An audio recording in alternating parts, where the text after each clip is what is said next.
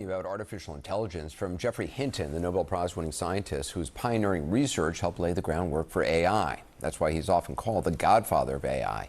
Hinton says there's a 10 to 20% chance AI will wipe out humans, but made headlines today suggesting at a conference that the tech industry should somehow install what he termed maternal instincts into superintelligent AI, so they'll protect humans like mothers protect their babies. They've been saying, we have to stay in control of these AIs. We've somehow got to be stronger than them. We've got to be dominant and they've got to be submissive. That's not going to work. We have to make it so that when they're more powerful than us and smarter than us, they still care about us. Jeffrey Hinton joins me now.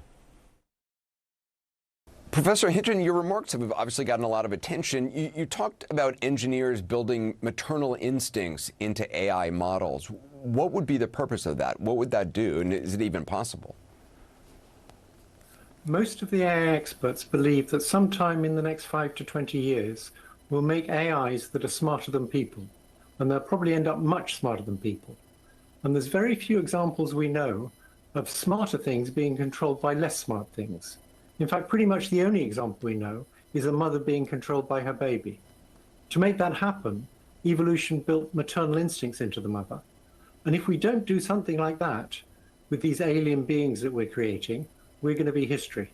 How hard is it from just a technological perspective to actually build motherly instincts? I mean, is there an example of that being done at all, or has that happened at all? The only real example we have is evolution. Evolution obviously made a pretty good job of it with mothers. People haven't been focusing on that. They've been focusing on making these things more intelligent. But intelligence is just one part of a being. We need to make them have empathy towards us. And we don't know how to do that yet. But evolution managed it, and we should be able to do it too. You know, we've heard from so many people, leaders in the tech field, who say, well, look, if the U.S. doesn't win this war, this battle for dominance in the AI world, a rogue nation, a country that's an enemy of the United States, China, Russia, they're going to have AI. If China is not developing AI that has maternal instincts and the U.S. is the only one who has maternal instincts, does that not make them... is that not making them weaker in this war for dominance? Well, there are many risks of AI, like cyber attacks and loss of jobs and making nasty viruses. But one of the risks is this existential threat that AI will take over. And for that threat, all the countries will collaborate because they're all in the same boat. No country wants AI to take over. Just as the USSR and the Americans collaborated at the height of the Cold War, countries will collaborate on how to prevent AI from taking over from people.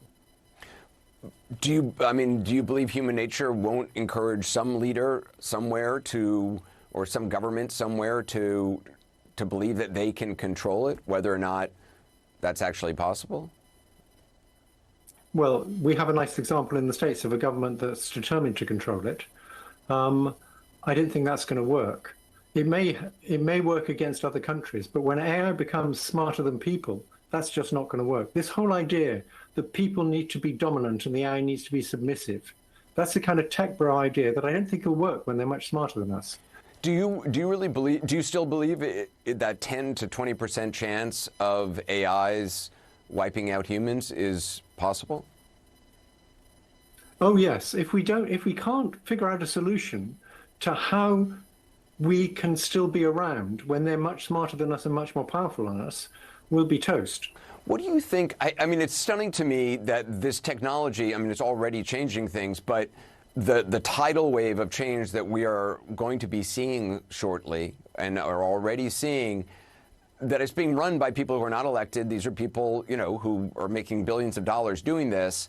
Nobody ever really elected them. There's been no consensus agreement that, yes, this is good for humanity. Do you think the average person, and I include myself in that grouping, understands what is about to happen here? No, I think they don't. And I think it's important for the public to understand it. We need a counter pressure to the tech bros who are saying there should be no regulations on AI. And also we need the countries to understand they need to collaborate on how to avoid the existential threat.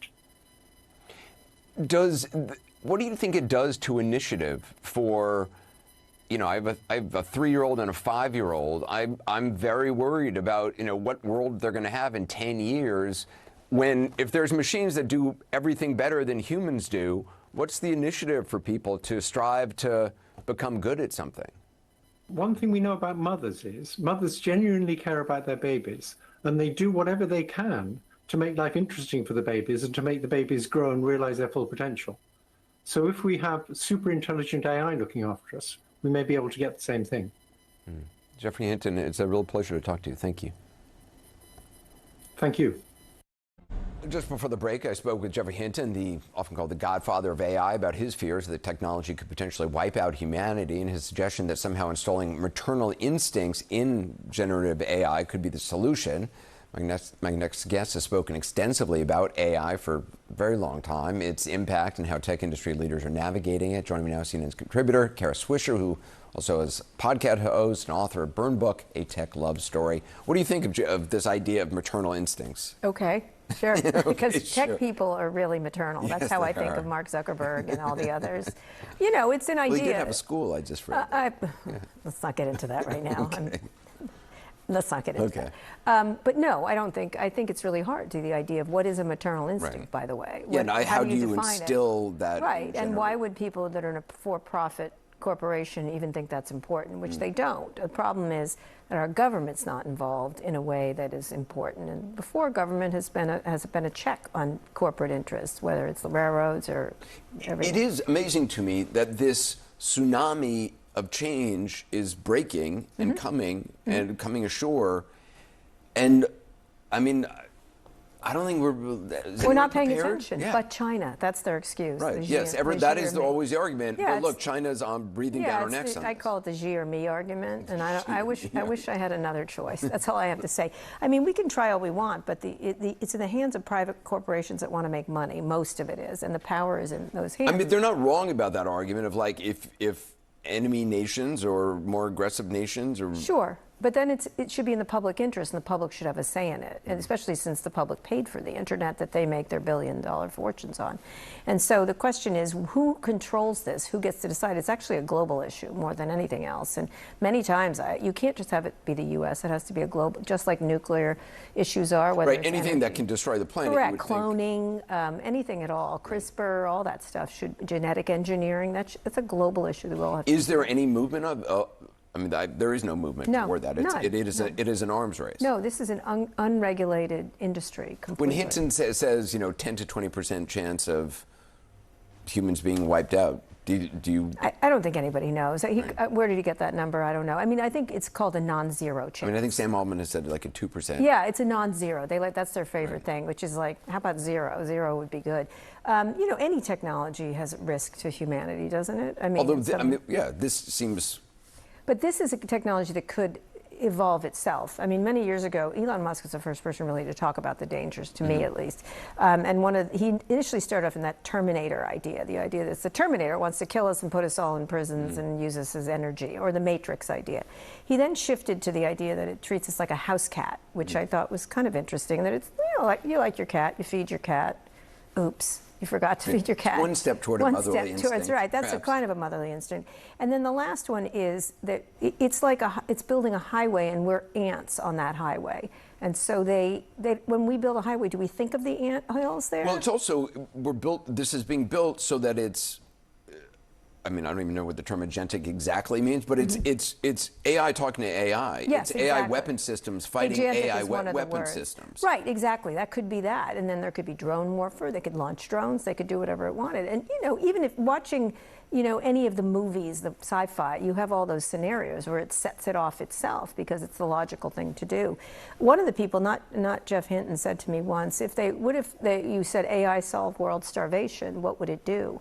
The first thing it would do was kill half the people, because that solves the world starvation problem, right? That kind of thing, or where they kill them. But you have to put in prompts where, like, okay, don't kill people. Okay, what about, crops, figuring out new and efficient ways to do crops.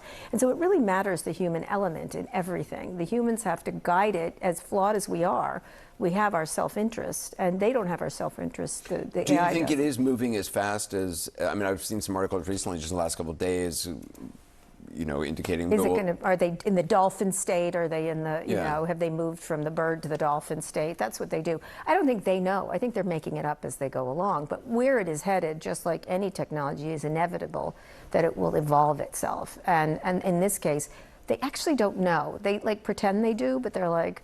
When I was often at these dinner parties early on, they were like, "We don't know." You know that. I mean, I know it sounds. Which is crazy. terrifying. It is, because they don't know what it's doing inside of itself. If it's mass unemployment, if it's Right. if it's you know within suddenly a 3-year period, Right. 20% of white Right. collar jobs are, Right. are eliminated, or Right. 30%. Or replaced. Yeah, with machines. Right.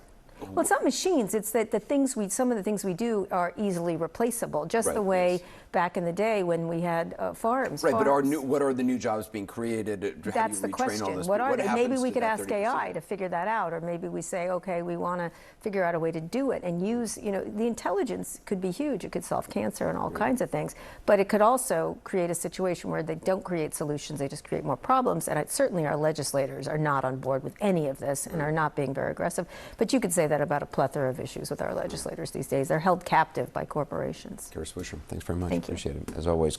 And later, have scientists stumbled upon a new potential treatment for hair loss? We'll talk to a reporter looking into what some early trials have shown.